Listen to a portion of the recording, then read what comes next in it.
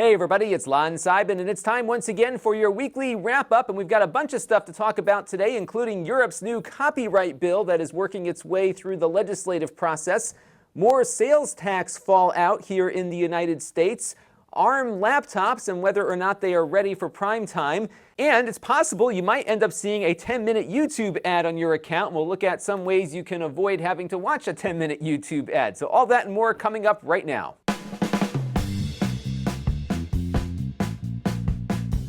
And I want to begin by thanking our newest members here on the channel. I want to thank Michael Granado, who just came onto our donor box page. I want to thank Michael and everyone who's been contributing to the channel on an ongoing basis, along with everyone who watches on a regular basis too, because all of those things equal channel growth. Now, this week's wrap-up is being brought to you by Plex and the Plex Pass subscription service. Now, Plex is a free piece of software that allows you to better organize all the media that you have under your control. So if you're like me, you probably have a huge music library. I also have a pretty large movie library on disc, but I've been taking those discs and making beautiful one-to-one copies that I'm storing on Plex so I can get access to them on any device in the house. But one of the cool things about Plex is that when you leave the house, it will transcode the media and make it smaller so you can stream it to your phone while you're out and about. So you have access to all the media that you own and control anytime, anywhere. You can even share it with friends too. It's really a very flexible package. And the Plex Pass offers some additional features that you won't get in the free version, including DVR, Plex Cloud, which allows you to run your server in the cloud so you don't have to have a computer running at your house all the time. You have some mobile sync options for offline viewing with the Plex Pass, which is great if you're going on a plane or something and don't have access to the internet for a period of time.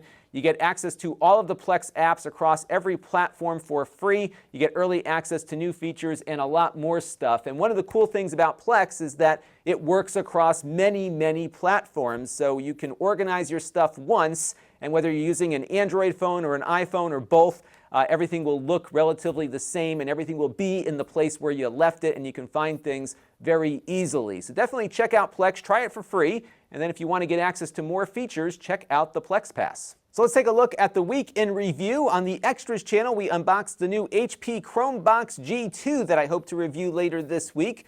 We also unboxed that Asus Nova Go laptop that we reviewed on the main channel. So you can see that review in the master playlist down below. We also did a review of the new Amazon Fire TV Cube and compared it to the Fire TV 3. They are pretty much the same device, but the Cube adds a lot of voice control, which was kind of cool, but those Amazon Cubes are still falling behind performance-wise where they used to be. And we also looked at organizing music on Plex for my monthly sponsored Plex video. We talked about FLAC and how you can get everything organized and sorted out inside of your Plex server. So a great video to see how some of the organizational stuff works. And now it's time for a couple of things that are on my mind, and this is week 70 of me doing this as a full-time occupation. I had a lot of fun working on stuff this week.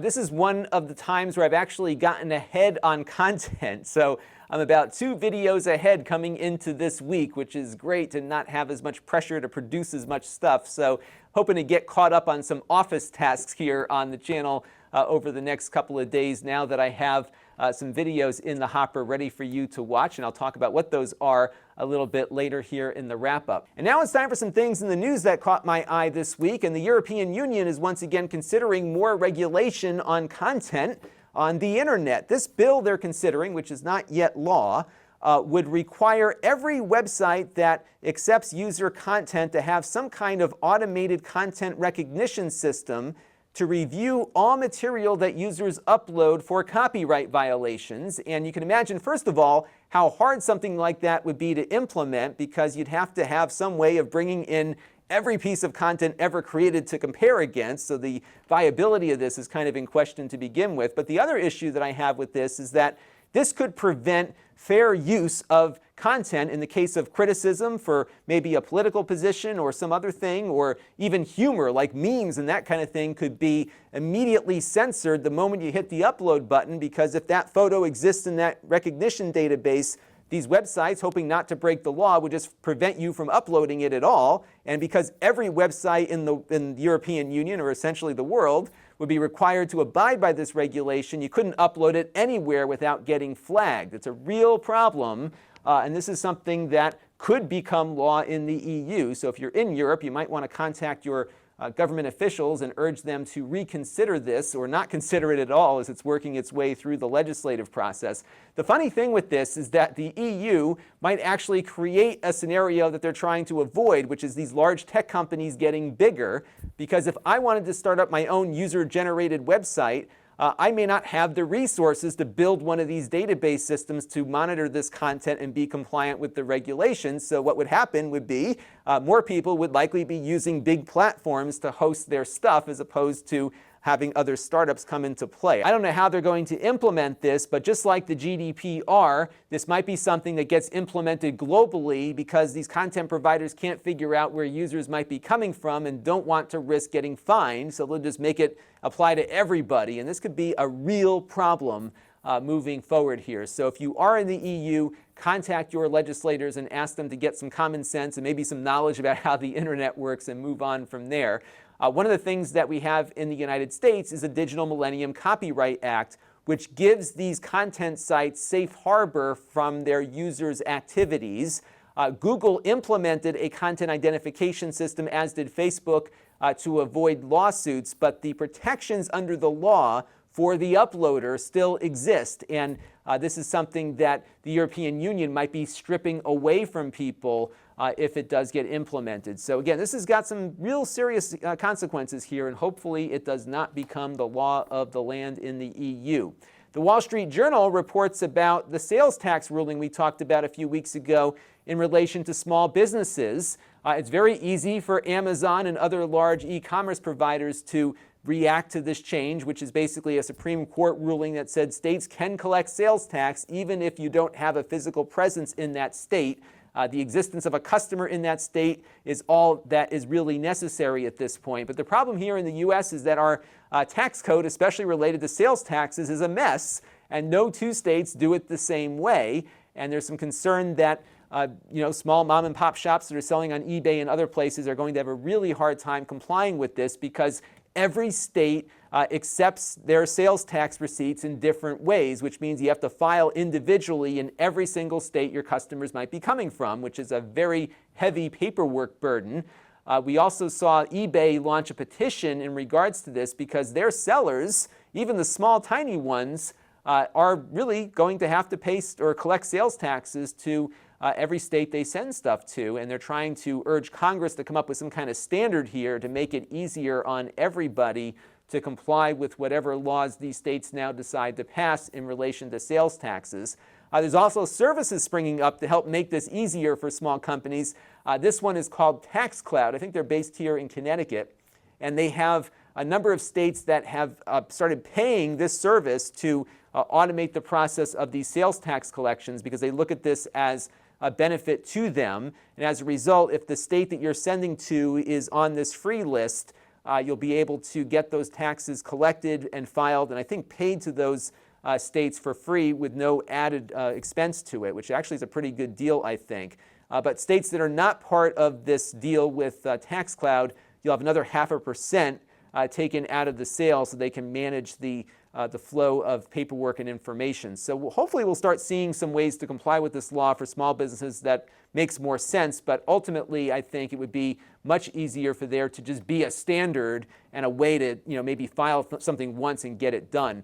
I have been running a payroll service here now that I have people working for me, and one of the nice things about how these payroll systems work is that I don't have to do anything beyond put in the number of hours that Corey is working, and at the end of the week they automatically take the money out of my account, they pay him, they pay all the taxes, they do the state filing, they do the federal filing.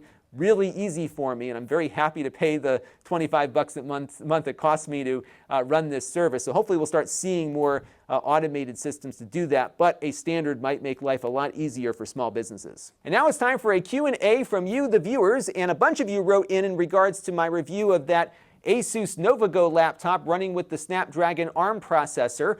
This was the first computer I looked at that was running Windows on an ARM chip, and it was running it better than I expected, but the performance for the cost wasn't working for me, as it wasn't for many of you either. And a lot of you wrote in also asking if it could run Linux, and I don't know. I think it probably could if somebody's got a distribution that works. I couldn't find it, so let me know down in the comments below if there is one out there somewhere. I'm probably going to get rid of that laptop soon and try to recoup some of my investment in it. But if you have something that you know of that exists right now, we can try to do a follow-up video on it. I would imagine we would see decent performance. We see really nice performance out of these rock chip-based ARM Chromebooks, so I would guess a Snapdragon processor like this would do better. So let me know, and I'll try to do something before I get rid of the laptop. But again, I think this is just not worth the money right now, and I hope this doesn't blow up the Snapdragon ARM project before it could really get started. They really chose the wrong chip here to launch their first round of consumer laptops. The battery life is certainly nice, but the performance that you get out of these things for that price just isn't going to appeal to many consumers, and I think those that do purchase it may end up returning it because of those issues, especially when you can spend the same money and get like an i5-based machine with tremendously better performance, even though the battery life may not be there with it. It reminds me, and many of you, a lot of the Windows RT debacle from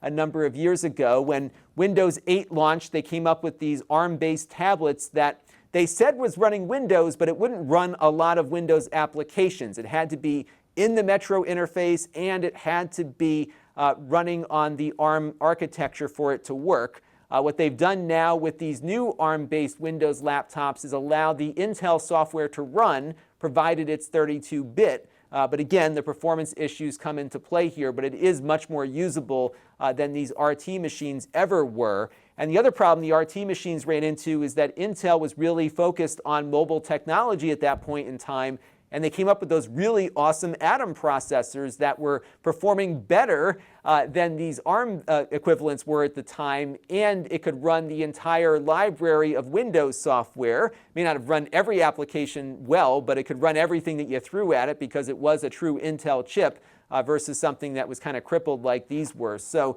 that was their last attempt, and hopefully they get something going here with an alternative architecture, but they really got to get the performance going. It also reminded me a bit of the transition from PowerPC to PowerPC that Apple made in the early 90s, because they had a similar conundrum where they moved from these standard 68,000 chips to a RISC-based PowerPC processor that was a completely different architecture. And Apple knew their customers wanted to run their current library of software, so they had a really nice, seamless emulator that worked on these things from day one. There was a bit of a performance hit on these, but as applications got written for PowerPC, they saw a big performance boost over the equivalently priced 68,000 device that they may have had before, and it was really well done there. And again, I was very impressed with how well Microsoft implemented the Intel emulation on ARM, but they're just not doing it with the right processor. So hopefully we'll see more from ARM in the future on Windows, but right now I definitely do not recommend buying it. But if you do know of a Linux implementation that we can try, I'm happy to give it a shot. Let me know down in the comments below. And our next question comes in from Teddy, who's curious if Amazon has abandoned the Android enthusiast market. And the short answer to that is absolutely yes, they have, because I don't think there's any money in it for them. And I think the market for high-end Android TV boxes is relatively small. And as a result, we're seeing the Amazon Fire TV 3 be less powerful than the TV 2. But they're also able to sell the TV 3 for $20 less than they launched the TV 2 at, because these chips they're using, which we're also seeing on devices like the Raspberry Pi 3 here, are able to process video quite well, and that's really all they're seeing their customers use these things for, is to watch video. So they're figuring, hey, if we can make a little more money on the hardware and make these more accessible to the consumer, they'll be buying more media from us and we'll make more money overall. There just doesn't seem to be a real consumer interest to get a powerful set-top box when they're still focused on getting the powerful boxes to play games and the less powerful cheap boxes to play video when they need it. One thing you might want to check out is the device specification page that Amazon has set up for all of their Fire TV devices, including the old ones. It's a nice way to compare things to see what you're getting for your purchase if you're interested in that. And the most powerful Android box 3 years later remains the NVIDIA Shield TV. They came up with a new version of it for this, the 16 gigabyte version that is smaller than the original was, but beyond that, it is the same exact device. And I think if there was a hungrier market for more powerful Android boxes, we would have seen a revision or two of this NVIDIA Shield with more powerful processors inside, but clearly that is not where consumers' interests are. And yet consumers are willing to spend money on game consoles, provided they're marketed the right way. And there's no better example than the Nintendo Switch, because the Switch inside is the exact same device as the Shield, just running in a different form factor and marketed as a gaming device by Nintendo. It is doing light years better than the Shield did in sales. Developers for games are flocking to the Switch in droves. NVIDIA really tried to get a big games library built up for the Shield, as did Amazon with their platform, and they were not seeing a lot of developer interest because consumers did not know what to make of the Shield. Is it a video playback set-top box or is it a game console? I don't think consumers see these things as both, even though they might discover perhaps that video playback functionality on an Xbox One, for example. It's not why they buy these devices, and I think that's where the consumer mindset is. And oddly enough, or maybe not so oddly, the Nintendo Switch right now plays back no video at all. I don't think there's a Netflix or a Hulu or a YouTube app on the Switch at the time that I'm recording this video, yet you can find all of those things on the Shield. So this just gives you an example of how consumers see the world, and we've got two different devices running with the exact same chips, yet they are being used in very different ways. And this is also why I think it's really hard to launch a game console, because the marketing dollars required to be successful are immense.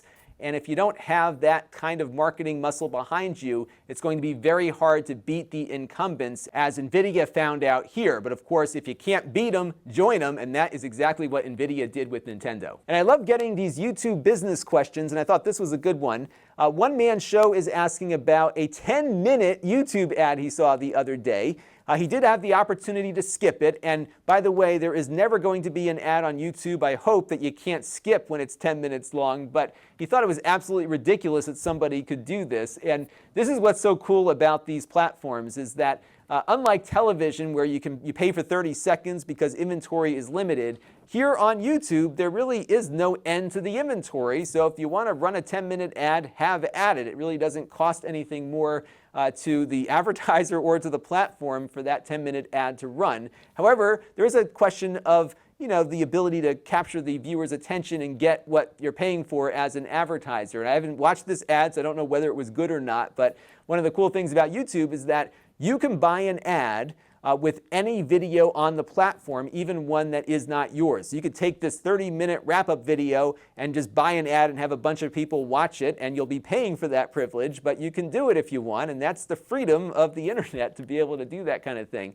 But I do think if you are going to run an ad on YouTube, you need to follow some good practices and be able to capture the viewer's attention enough to get the results you're looking for. And clearly, this advertiser was not successful with the one-man show here, and maybe they should rethink their strategy. My friend Dane Golden runs a great website and YouTube channel at hey.com. He does a lot of consulting in this area, and there is some really good strategies to how you do a YouTube ad, and it's not always based on length. It's a matter of capturing attention, getting the information that you want out, and sometimes a good ad can be 10 minutes if the viewer doesn't feel like they're watching an ad, and there might be a way that you can make it work. But I do agree that you're taking a big risk with that 10-minute ad. But there's an interesting quirk as to how YouTube advertising works on the skippable ads like the one that's referenced here.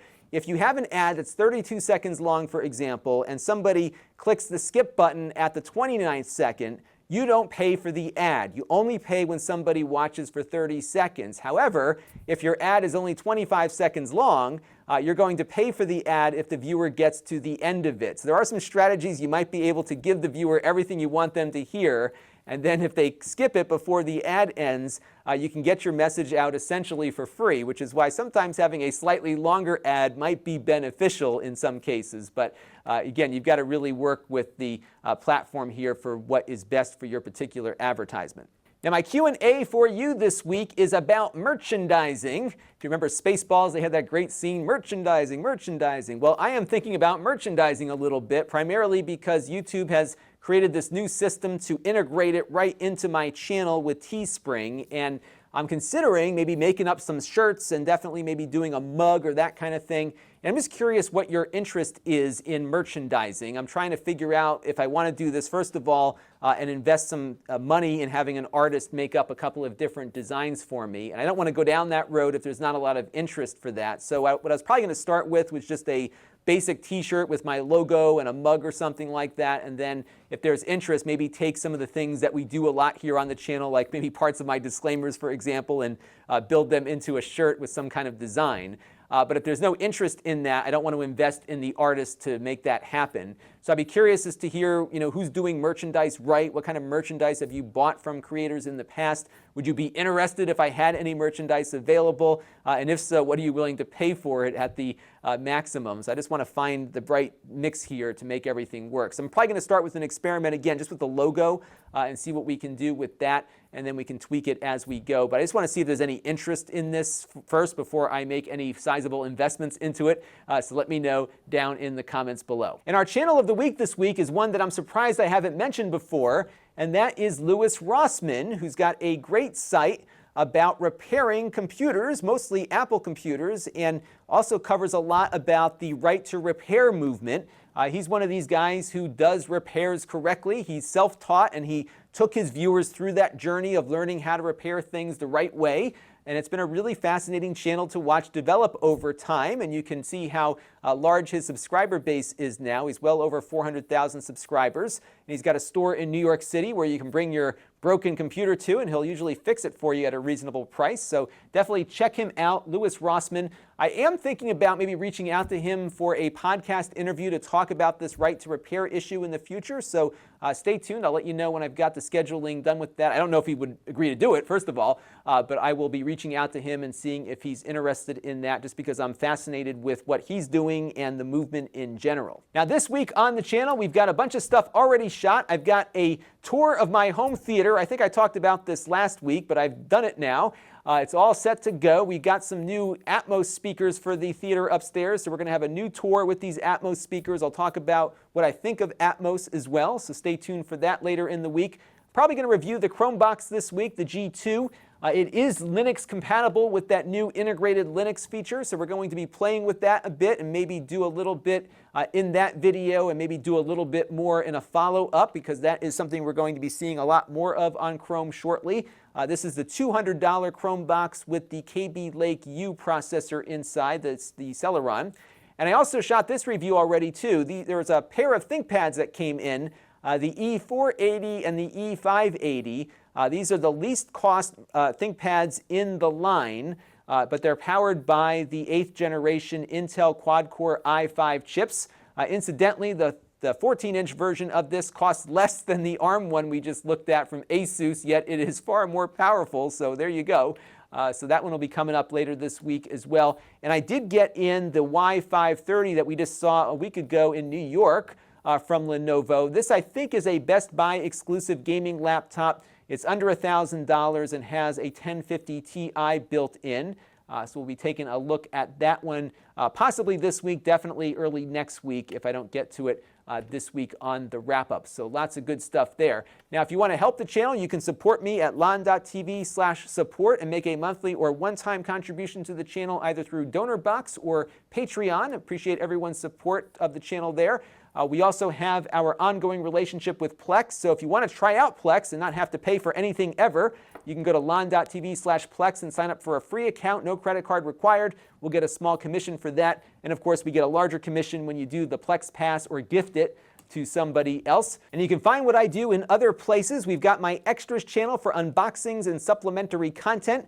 We have my podcast, and I'm going to be breaking out into 2 different podcast feeds soon, because we've got the monthly podcast, which I'll be shooting a little later this week. We'll have a surprise guest in for that. And then I have the weekly wrap-up, this show, that I also release in audio form. I've been putting both of those on this feed, but this week, when I have time now to catch up on a few things, I'm going to be bifurcating the podcast feeds. We're going to have a weekly wrap-up audio podcast feed, and then we're going to have the regular podcast feed that will appear about once a month with a new episode. So if you are listening to this on the the audio version right now, definitely go and look for that weekly wrap-up podcast feed. I'll put a link down below in this video and also put it up on my Facebook page too, so you can find it when it's ready. But you should be able to search through most of your favorite podcatching applications and find it there. The Snippets channel takes portions of this video and others and makes them more search-friendly for quick snippets of things that I do, kind of like a highlight reel. And then we have my upcoming live streams that I hope to get to at some point in the near future, where we'll be doing something on probably a bi-weekly basis to begin, and then seeing where it goes from there. So stay tuned. We'll be working on live streams shortly, but you can see my archive of live streams at that link. And then if you want to get stuff from this channel whenever I upload it, click the bell and you'll get notified whenever something gets uploaded to the channel. We have other ways to engage. My email list at Lon.TV/email. It's a very infrequent list, so you won't hear from me often.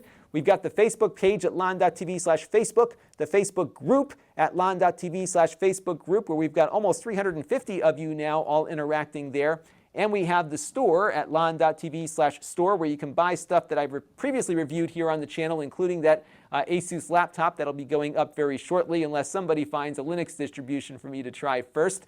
And then you can get notified whenever I do update the store at Lon.TV/store alert. So that's going to do it for this week's weekly wrap-up. Lots more to come here on the channel. And I'm looking forward to having a couple of days to catch up on my to-do list of stuff that doesn't involve making videos, but still contributes significantly to the growth of the channel. I want to thank you all for your continued support of the channel, whether it's through Patreon, Donor Box, or just through subscribing and viewing, as well as all the comments that you all make on everything I upload. It really does help steer me in the right direction to continue the growth path that we're on here, and we're almost to 200,000 subscribers. Can't wait to have that event too. So maybe another 3 months or so we'll probably be there. So stay tuned and tell your friends, and hopefully we'll get there sooner than that. Until next time, this is Lon Seidman. Thanks for watching. This channel is brought to you by the Lon.TV supporters, including gold level supporters of the Black Eyed and Blues Music Hour podcast: Chris Allegretta,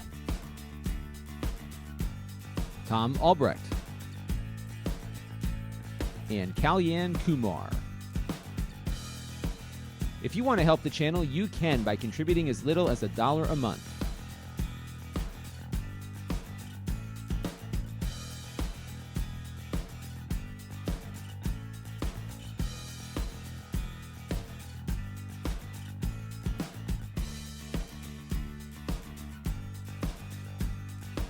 Head over to Lon.TV/support to learn more.